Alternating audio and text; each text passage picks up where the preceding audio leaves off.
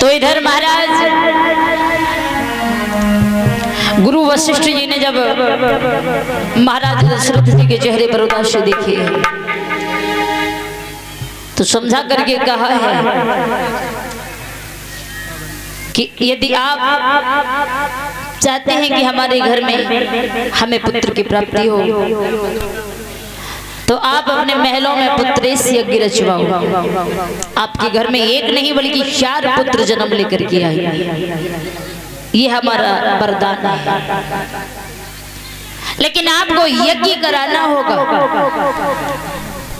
तो उसी समय बड़े बड़े संत महात्माओं को बुलवाया, श्रृंग ऋषि भी आए हैं, पुत्रेश यज्ञ प्रारंभ हुआ है।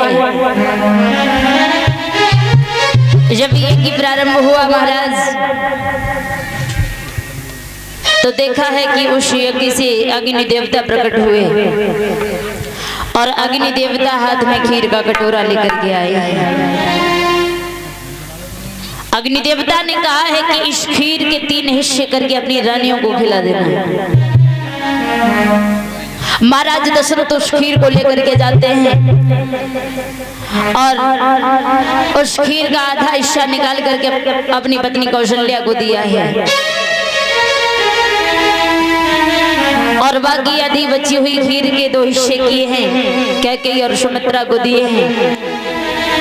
कौशल्या ने मन में विचार किया, हमारी बहन सुमित्रा हमसे छोटी है,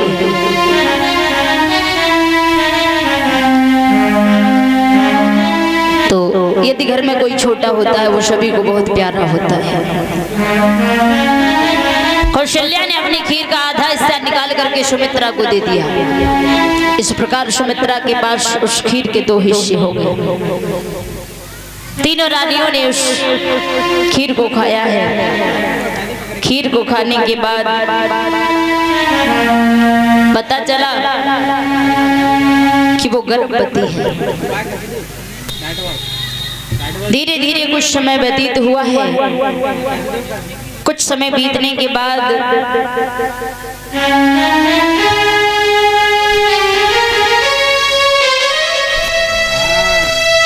देखा है कि तीनों रानियां गर्भवती हैं। बड़ी रानी कौशल्या के गर्भ से एक बच्चे ने जन्म लिया, कैकेयी के गर्भ से एक बच्चे ने जन्म लिया, लेकिन सुमित्रा के गर्भ से 2 बच्चों ने जन्म लिया, क्योंकि उस सुमित्रा को खीर के 2 हिस्से मिले थे। कौशल्या के राम हुए, कैकेयी के भरत, सुमित्रा के लक्ष्मण और शत्रुघ्न। इस प्रकार एक नहीं बल्कि 4 पुत्र जन्म लेकर के आए हैं।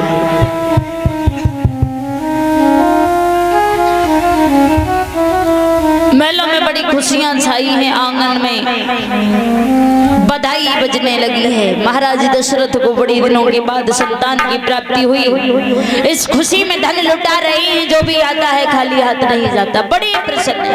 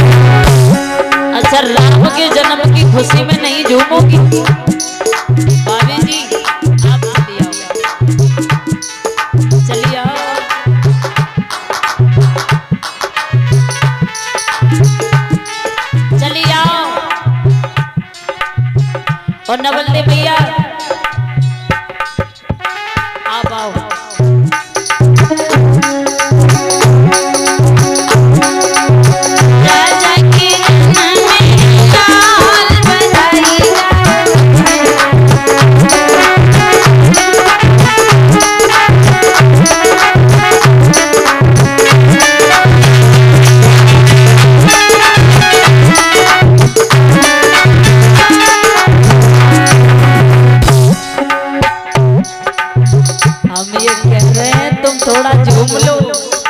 हाँ